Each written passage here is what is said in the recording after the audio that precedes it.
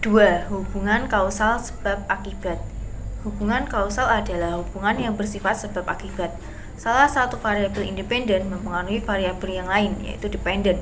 Menurut Irwan tahun 2000, nomor 37, untuk menyatakan adanya hubungan sebab akibat harus dipenuhi dua syarat utama, yaitu yang pertama, terdapat hubungan antara variabel bebas independen variabel dengan variabel terkait dependen variabel. Terdapat seri urutan yang benar, diartikan bahwa untuk dapat dikatakan sebagai faktor penyebab, suatu variabel tidak mungkin terjadi setelah faktor akibat. Dapat diartikan juga bahwa hubungan antar variabel bebas dan variabel terkait tidak simetrik. Hubungan simetrik maksudnya adalah arah pengaruhnya dapat berasal dari dua belah pihak, yaitu sebab dapat mempengaruhi akibat dan akibat dapat mempengaruhi sebab. Yang ketiga ada hubungan interaktif atau timbal balik.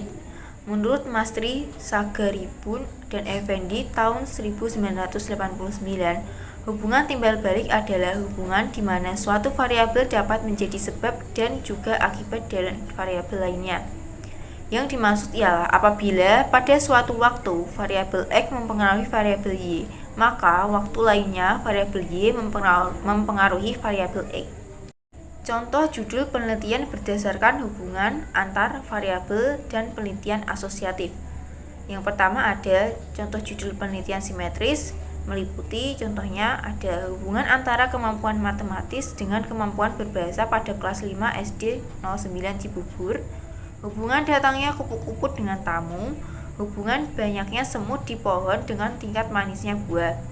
Yang kedua ada contoh penelitian hubungan sebab akibat. Yang pertama, pengaruh pendidikan orang tua terhadap prestasi belajar anak SD di Kabupaten Karanganyar. Yang kedua, pengaruh kepemimpinan kepala sekolah terhadap kecepatan lulus memperoleh pekerjaan pada SMK di Provinsi Jakarta. Yang ketiga, pengaruh kurikulum, media pendidikan, dan kualitas guru terhadap kualitas SDM yang dihasilkan dari suatu sekolah. Yang ketiga ada contoh judul penelitian interaktif atau timbal balik. Ada hubungan antara motivasi dan prestasi belajar anak SD di Kecamatan A. Di sini dapat dinyatakan motivasi menjadi pengaruh prestasi, tetapi juga prestasi dapat mempengaruhi motivasi. Yang kedua ada hubungan antara kecerdasan dengan kekayaan. Kecerdasan dapat menyebabkan kaya. Demikian juga orang yang kaya dapat meningkatkan kecerdasan karena gizi terpenuhi. Menurut Profesor Sugiono. Yang ketiga ada hubungan lulusan terbaik dengan sekolah favorit.